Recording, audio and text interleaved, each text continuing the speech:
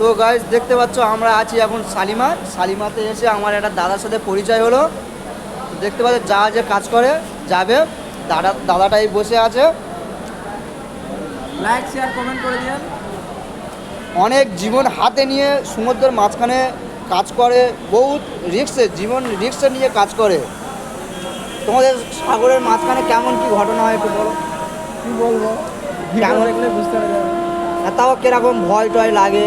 ভয় তো জীবনের রিস্ক না সব কিছু। তো বুঝতে পারলো কথাটা, তোমরা তো শুনলে। অনেক জীবন কষ্ট নিয়ে বাম্মা ছেড়ে বহুত দূরে দুবাই সৌদি কুন্দু চলে যায়, বহুত রিস্ক মানে কাজ করে, বহুত রিস্ক।